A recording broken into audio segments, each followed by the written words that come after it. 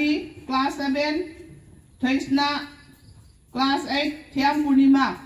Asi makoy ahum se especially akoy na kaukhali se moi se like se yam haiba ko like yam na haibarina every student who got first either first or in any activities da loina mak kanigumba prize amamam phangba ngamba ado moi se sungam ngamda baduda akoy na in another sense makoy ahum se nataba khadi yauri adu akoy na extra effort che oza khudimang na thadaba masudar ka oiba maramna akoy na marketing to hale degi marbon sana hale seke copy sana dana loina mak to minar babokta oza singe hard work as well as the extra effort che extra effort che loina kaino da pi ga dawa oza sing sina hai ba sa ta sinda pi ga dawa ni adu sa ta sindu di khwai degi a hen ba amu sung mu yauri ba moi si da extra effort special care gi mathak ta kari hai na hai do no khang si dar ka oi ba sa ta singe moi khoi gi matung da amu hena lai heba mayam na prize phangba sumai na moi su phangak na bai no khona na bagi da mata akhoi na sigi school gi tarap ta gi akhoi gi angamba exercise book ama school gi maming tha ba se amum ta pi ge haidana kothopani once again Thiam Gandhi class 6 then Thaisna W Thiam Purnima Imphal East Luang Sangbam da Ladiba Sri Ban Higher Secondary School ki class 6 tagi 8 phobagi oina normal class hauki batang manga tagi sataba hukre maramasina mairoi singna school karangna ba school asigi principal na khangalagli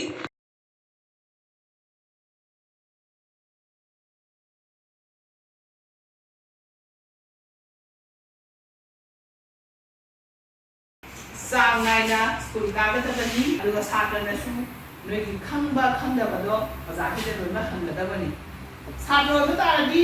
school ka ba tai school ka re tu me yade yumda ngasi school da noi ki madam jumina ngasi madam alna na taw bo ka do yumda halaga dak to pa ba tai pa matung da khangda bado he kam de bo soina madam ma sa da hang ba yai sa da hang ba janda kanana Manipuri na acha manya khadi data ina Reliance private school onina English na explanation to le na yan ta khadi ana ta bisi dialog ta idu khangda bro su ma hang ma tam ju pi du para ta ko le ga question bu ma hang ru su du ngan ta sina azana apni bu khang ji bo ta pi ya ne apni ne bu khang ya ma tam da ho na ha de si ma do Reliance di ni ju ka apare o ni ju ka yam bani na ni yam thu no ta ko to adu oi ta ta ko ga si ta ko ga khena bidi yam khena ya do agina zara gun ta ga explanation ju khana ta de si ta explanation ju to bu do nungai ta bu ju gyan chana loin ta da agina english tan ja yam badum to pa bu ji ju ga si da na manipur da gyan ta ji ba dum gyan ta na ko dum na ta si da su english da explanation to bu ga pam balai bro adum ma ta private school government school private school zina syllabus cover tongna pa satra yam na ta bi se zara chalaga sangna ayam noi tawro haidu lu to adu ga ko si da la ko si da di ha mi ju kum do ni ya oza ta na go ro adu pasa na ngai adu ga go private school hai do go ko nyam ina ngak to kun ta ni na private school hai ko na school da gyan ta ba so class na ta ba adagi di san ju thadu wa ba to school ji to ana ta sa ni na pi ba aduna best lang ka han na ko best sa pi ro adagi di ben sa jam yaw e ko sa man ti go adi si kan di best ki line ki sa ni di school ki sa ki ten ting ba di go private school da ta ko di ta ko di si na he but I want to interact with you with Kalipami. What you want, how to improve this? I don't know. Today is the letter box like you say. Parents letter box and then students letter box law. Just complain to me. Complain heavily in the form of written confidential way. I am going to expose the way. Why first and city I went to counseling to the study in the qua. Attendance hai set ki mati important oi mera sunga sai kai ni attendance angang garak kare di ojana tak ni ne lai da ku ya ga ya roi go aduna main point da first good attendance hai ba se student amo oina masi hana phangna bo na da bani aina bo na jabagi maman aina phangda doini aduna noina buji su hai ki bo noina nursery da ki horaga abc hai da tamai ba ko se सिगी main से करी the focus तौगदोइनो हाइर कांदा class 12 की exam दा focus तौगनीबा नंना class 10 दा थागिबे एग्जाम दी जस्ट कमाइना how to face a exam हाइबुनेबा एग्जाम अमा से कमाइना फेस तौगनी हाइबुनेबा अखोइना क्लास 10 दा तौगिसी एग्जाम थाइसी 12 सिदी आफ्टर 12 रिजल्ट नोइगी पुंसी दो कराइदा चटकनी हाइबसे लेकदोइने अदुना 12 की रिजल्ट फजबा हाइबसे करीदा डिपेंड तौगनी क्लास 11 खंगना 12 तो चोंबा यागदो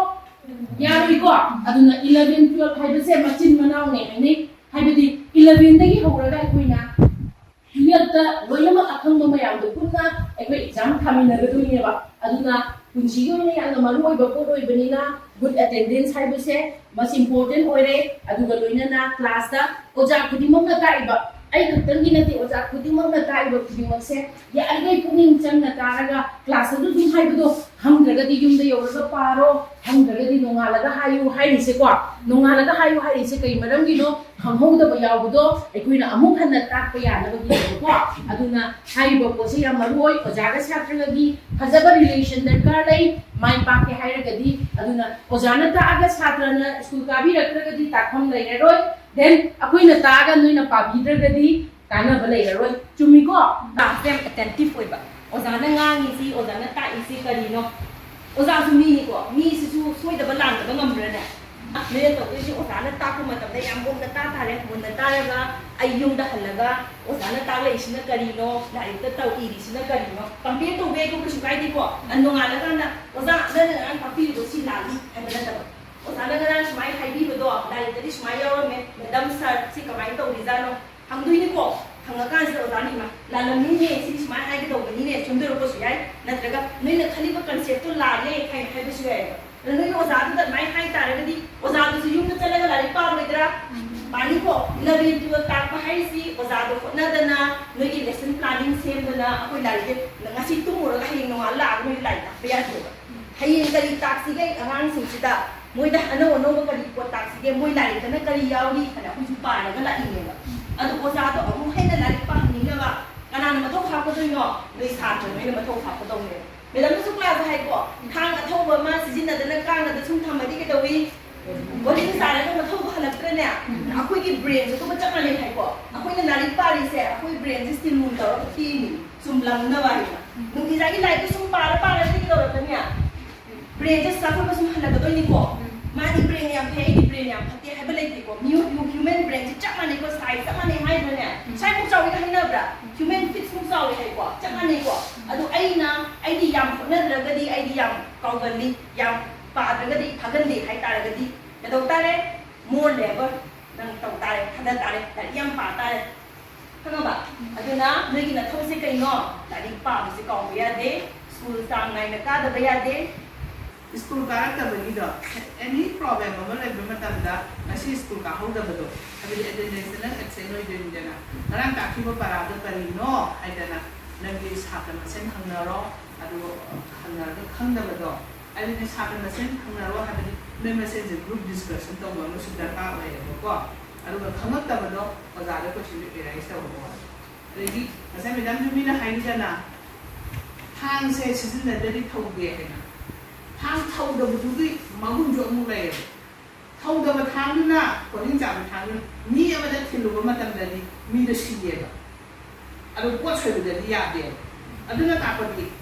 ai xí hay là mi hay là chúng mình không có xí à vậy nhưng mà đã tao với anh ra ông anh mà đã tao với anh sẽ cái này mà thâu một có giải mà thâu là thế là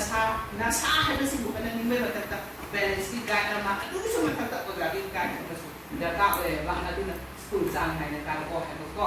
live share pa la ke na e din na te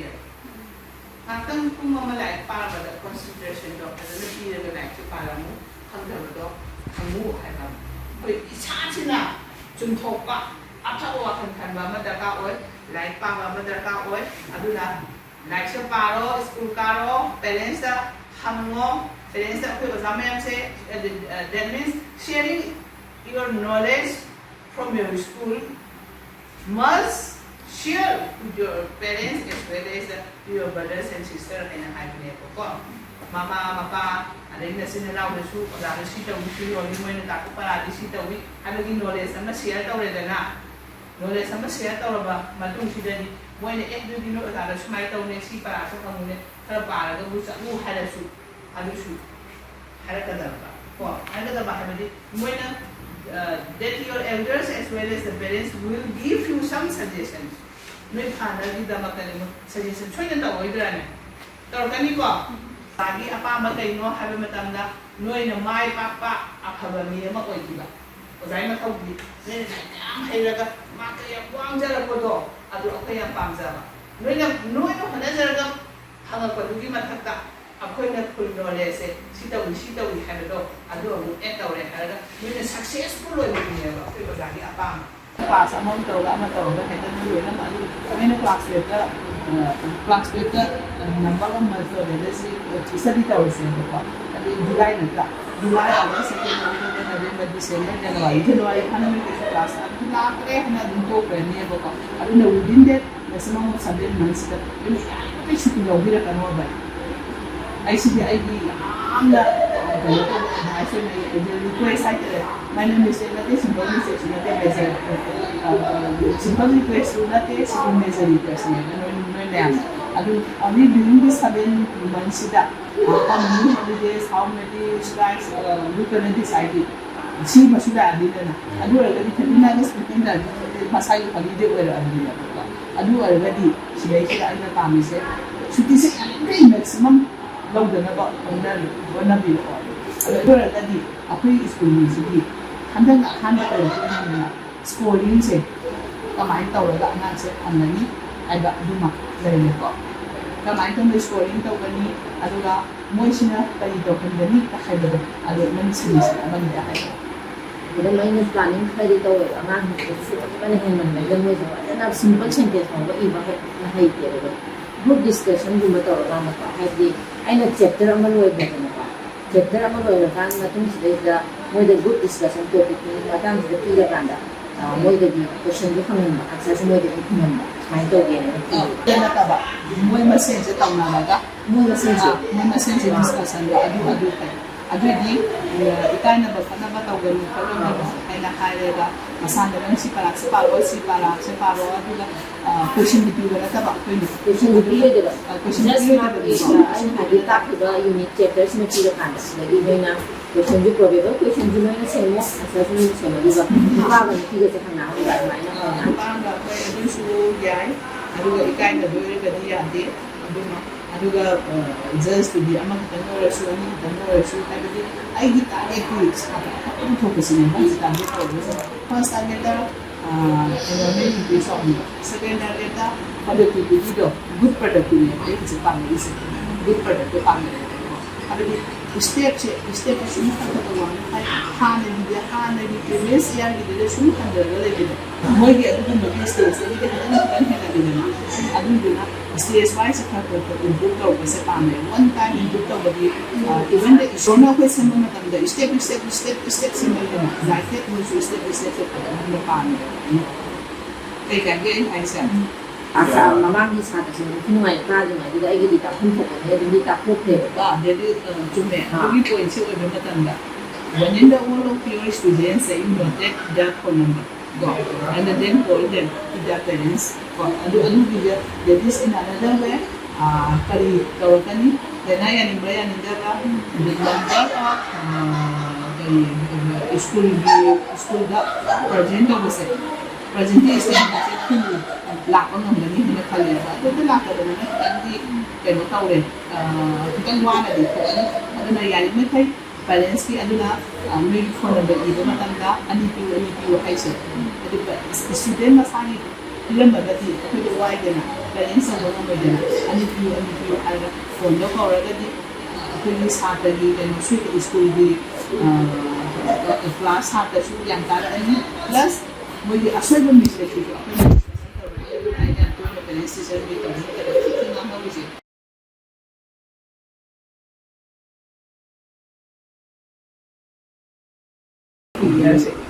Madam na madam de hai question setting pattern je sigi de apoi jo hana training ka ura to training change to di dai apoi na sum practice to ura ti no macam lo ga sum to jo apoi jo hai ba ni perfect ꯑꯣꯏꯗꯔꯒꯗꯤ ꯑꯩꯈꯣꯏꯅ confidence ꯑꯣꯏꯅ ꯉꯝꯅꯤꯒ ꯍꯥꯏꯔꯒ ꯑꯩꯈꯣꯏꯅꯁꯨ ꯄꯥꯝꯗꯦ ꯍꯥꯏꯕ ꯑꯉꯥꯡꯅ ꯁꯦꯝꯃꯛꯀꯗꯣꯏꯅꯤꯅ ꯑꯗꯩ ꯑꯉꯥꯡ ꯍꯥꯏꯅ ꯑꯩꯈꯣꯏꯅ question answer confidence ꯑꯣꯏꯔꯒ ꯌꯥꯝ ꯂꯦꯕꯦꯜ ꯑꯣꯏꯔꯗꯤ ꯁꯦꯝꯃꯛꯄꯗ mathsꯤ ꯂꯧꯔꯛꯇꯦꯕ ꯑꯩꯈꯣꯏ ꯁꯤꯗ ꯌꯥꯎꯔꯤꯁꯦ ꯃꯣꯁꯂꯤ ꯁ꯭ꯇꯨꯗꯦꯟꯁꯤꯡꯁꯦ ꯍꯣꯝ ꯁꯥꯏꯟꯁꯇ ꯂꯥꯛꯑꯦ ꯍꯣꯝ ꯁꯥꯏꯟꯁ ꯍꯥꯏꯔꯀꯥꯟꯗ ꯑꯩꯅ ꯐꯤꯖꯤꯛꯁ ꯇꯥꯛꯀꯥꯟꯗꯗꯤ ꯑꯩꯈꯣꯏꯅ calculus integration ꯀꯣꯗꯤꯡ ꯇꯧꯔꯦꯕ ꯀꯣꯗꯤꯡ ꯇꯧꯔꯀꯥꯟꯗꯗꯤ ꯑꯉꯥꯡꯁꯤꯅ ꯑꯪꯀꯁꯦ ꯍꯥꯞꯄꯀꯥꯟꯗ ꯑꯉꯥꯡ ꯃꯆꯥ ꯑꯣꯏꯔꯤꯉꯩ ꯇꯦꯟꯗꯒꯤ ꯃꯦꯗꯥꯝꯅ ꯍꯥꯏꯕꯗꯨꯗ ꯑꯩꯈꯣꯏꯅ ꯁꯤ ꯐꯥꯖꯤꯜꯂꯨ ꯍꯥꯏꯕ ꯀꯥꯟꯗ ꯃꯣꯏꯅ ꯋꯤꯗꯥꯎꯠ ꯀꯣꯏꯁꯅꯤꯡ ꯃꯣꯏ ꯑꯗꯨꯝ ꯐꯥꯏꯌꯦꯕ ꯀ꯭ꯂꯥꯁ 12ꯗꯗꯤ ꯑꯟꯗꯔꯁꯇꯦꯟ ꯇꯧꯗꯅ ꯄꯔꯥ ꯐꯥꯎ ꯍꯥꯏꯕ ꯀꯥꯟꯗ ꯃꯣꯏꯗ ꯃꯥꯏꯟꯁꯤꯗ ꯁ꯭ꯂꯣꯁꯦ ꯄꯔꯥ ꯐꯥꯎ ꯋꯥꯔꯦ ꯀꯩꯒꯤꯅꯣ ꯑꯩ ꯈꯪꯗꯅ ꯀꯃꯥꯏꯅ ꯄꯔꯥ ꯐꯥꯗꯣꯏꯅꯣ ꯍꯥꯏꯕ ꯂꯥꯛꯑꯦ ꯑꯗꯨꯅ ꯑꯩꯈꯣꯏꯅ ꯃꯦꯠꯁꯀꯤꯗ ꯏꯝꯄ꯭ꯔꯨꯞ ꯇꯧꯔꯛꯄ ꯀꯥꯟꯗ ꯑꯩꯈꯣꯏꯗꯁꯨ ꯌꯥꯝ ꯋꯥꯕ ꯄꯣꯛꯑꯝꯃꯣꯏ ꯑꯗꯨꯅ ꯁꯤꯒꯤ ꯄꯣꯠꯁꯦ ꯑꯩꯅ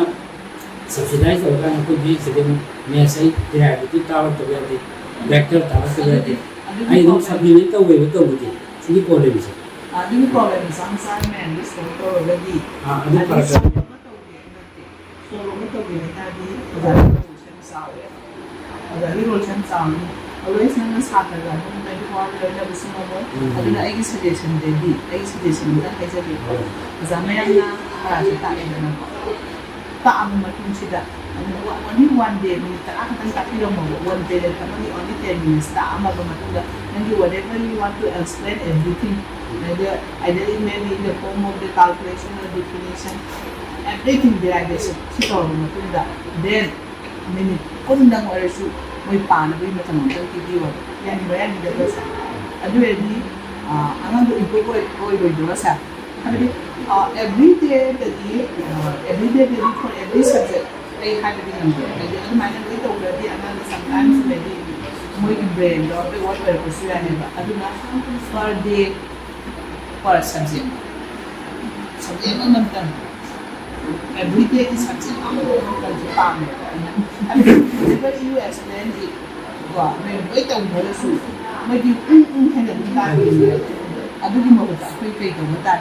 And I'm the paro. Parang kumdado kung si madami din ang answer ko na ang friendly ganun mo na ganun mo yan. Yan ba yan hindi ba tayo na ay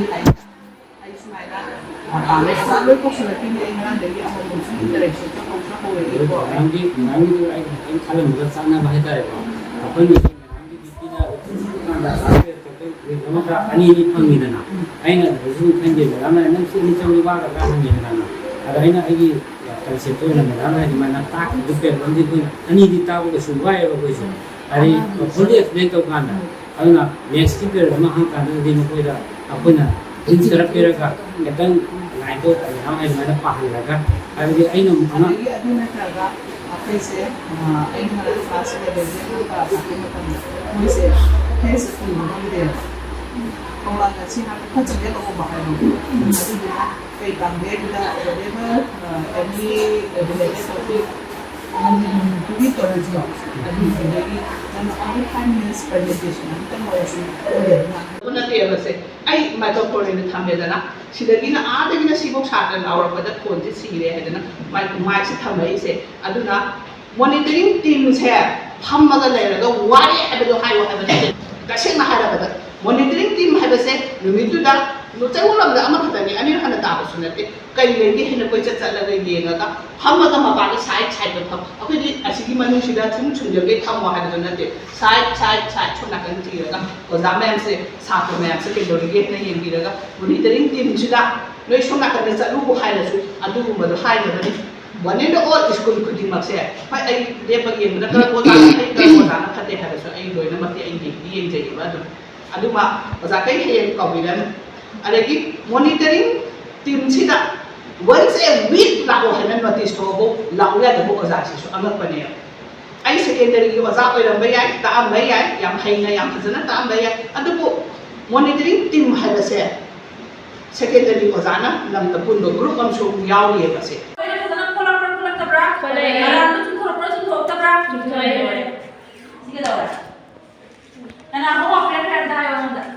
Nupa maca ama dadagi ko ma pre ko yaw ba bikhalat pa ama ka bikhalat re ko ama ka bikhalat re nang ju makhata ba bikhalat re kai di ai ma no nupa ne bikhalat ko da bikhalat ke be mo dai si se ko na sai ko du ko ai ne tha ni hu che ngai ra ko da ho wa ngai da ai ko ho wa sai ya ina section ne record lawe ba noi ki list chema da ꯄꯤꯈꯠꯂꯛꯄꯒꯤ ꯇꯥꯔꯤꯛꯁꯨ ꯌꯥꯎꯅ ꯏꯁꯜꯂꯦꯕ ꯑꯩꯅ homework ꯄꯤꯈꯠꯂꯣ ꯍꯥꯏꯔꯒ ꯏꯃꯥꯟꯅꯕꯤꯒꯤ ꯍꯣꯝꯋꯥꯔꯛꯇꯣ ꯇꯧꯔꯒ ꯏꯃꯥꯟꯅꯕꯤꯗꯣ ꯁꯤꯡꯒꯠꯂꯒ ꯇꯔꯟꯗ ꯄꯤꯈꯠꯂꯛꯄ ꯃꯤ ꯑꯣꯏꯗꯣꯏꯔꯥ ꯃꯁꯥꯅ ꯇꯧꯖꯔꯛꯄ ꯃꯤꯔꯥ ꯁꯤ ꯌꯦꯡꯒꯦ ꯍꯥꯏꯐꯦꯠ ꯄꯤꯈꯠꯂꯛꯄ ꯗꯦꯠꯁꯤ ꯌꯥꯎꯅ ꯀꯣꯟꯅꯩꯌꯦꯕ ꯑꯗꯨꯒ ꯑꯩꯅꯁꯨ ꯀꯩ ꯍꯥꯏ ꯃꯥꯔꯛ 10 ꯑꯃ ꯁ꯭ꯀꯨꯜꯗ ꯄꯤꯅꯤꯕꯀꯣ ꯃꯥꯔꯛ 10ꯁꯦ ꯑꯉꯥꯡ ꯈꯨꯗꯤꯡꯃꯛ ꯃꯥꯔꯛ 10 ꯂꯣꯏ ꯄꯤꯊꯣꯛꯄ ꯌꯥꯗꯦꯕ ꯑꯗꯨꯗꯤ ꯄꯤꯈꯠꯂꯛꯄ ꯃꯤꯗꯨꯅ ꯃꯥꯔꯛ 10 ꯄꯤꯗꯕ ꯅꯠꯇ꯭ꯔꯣ ꯄꯤꯈꯠꯂꯛꯇꯕ ꯃꯤꯗꯨꯅ ꯀꯌꯥꯝ ꯄꯤꯗꯕꯅꯣ ꯈꯦꯠꯅꯕ ꯑꯃꯗꯤ ꯂꯩꯇꯕ ꯌꯥꯗꯦ ꯑꯗꯣ ꯅꯨꯄꯥ ꯃꯆꯥꯁꯤꯡꯁꯤꯅꯦꯕ ꯑꯩꯅ ꯆꯩꯗꯣꯏꯁꯦ ꯇꯦꯁ ꯀꯌꯥꯃꯨꯛ ꯇꯧꯈ꯭ꯔꯕ ꯀ꯭ꯂꯥꯁ ꯇꯦꯁ ꯑꯃ ꯇꯧꯈ꯭ꯔꯦ ꯅꯨꯄꯥ ꯃꯆꯥ ꯈꯔꯗꯤ ꯃꯁꯥꯅ ꯈꯟꯖꯔꯤꯕ ꯀ꯭ꯂꯥꯁ ꯇꯦꯁꯇꯨꯗ ꯃꯃꯤꯡꯒ ꯔꯣꯜ ꯅꯝꯕꯔꯒꯐꯥꯎ ꯏꯗꯕꯤꯗ ꯑꯍꯥꯟꯕꯁꯦ ꯄꯤꯁꯜꯂꯛꯑꯦꯕ ꯑꯗꯨꯅ ꯑꯉꯥꯡꯗꯣ ꯄꯩꯈꯥ ꯊꯥꯈꯤꯕ꯭ꯔꯥ ꯍꯥꯏꯕꯒꯤ ꯑꯩꯅ ꯑꯦꯇꯦꯟꯗꯦꯟꯁ ꯑꯣꯏꯅ ꯆꯦꯛ ꯇꯧꯔꯒ ꯅꯪꯁꯦ ꯄꯩꯈꯥ ꯊꯥꯈꯤ ꯖꯦꯔꯣ ꯐꯪꯉꯤꯁꯦ ꯃꯥꯔꯛ ꯔꯦꯀꯣꯔꯠ ꯂꯧꯔꯦ ꯑꯗꯨꯛꯀꯤ ꯃꯇꯤꯛ ꯊꯧꯑꯣꯏꯗ꯭ꯔꯦꯕ ꯅꯣꯏꯅꯀꯣ ꯍꯣꯡꯅ ꯆꯩꯔꯅꯦꯕ ꯏꯃꯥ ꯏꯄꯥ ꯌꯥꯎꯗꯕꯁꯤꯡꯗꯨꯁꯨ ꯑꯗꯨꯗ ꯑꯩꯅ ꯍꯥꯏꯗꯣꯏꯁꯦ ꯃꯥ ꯇꯧꯗ꯭ꯔꯦ ꯍꯥꯏꯒ ꯅꯪ ꯇꯧꯔꯤꯁꯦ ꯑꯩ ꯃꯥꯁꯨ ꯇꯧꯗꯦ ꯑꯩꯁꯨ ꯇꯧꯔꯦꯅ ꯈꯟꯕꯁꯤ ꯀꯩꯒꯤꯅꯣꯕ ꯑꯐꯕꯗ ꯑꯣꯏꯅ ꯂꯧꯅꯧ ꯍꯥꯏꯕ ꯐꯠꯇꯕꯗ ꯑꯣꯏꯅ ꯃꯥ ꯁ꯭ꯀꯨꯜ ꯀꯥꯗꯕꯅꯤꯅ ꯑꯩꯁꯨ ꯀꯥꯔꯣꯏꯅ ꯈꯜꯂꯦꯕ ꯅꯣꯏꯅ ꯃꯥ ꯑꯩꯒꯤ ꯃꯉꯣꯟꯗꯁꯨ ꯍꯣꯝꯋꯥꯔꯛ ꯇꯧꯗꯦ ꯃꯥꯁꯨ ꯇꯧꯗꯦ ꯔꯥꯁꯨ ꯇꯧꯗꯦ ꯖꯦꯝꯁꯨ ꯇꯧꯗꯦ ꯑꯗꯨꯗꯤ ꯑꯩꯁꯨ ꯇꯧꯔꯣꯏꯅ ꯈꯜꯂꯦꯕ ꯑꯩꯒꯤ ꯁꯕꯖꯦꯛꯇꯗꯤ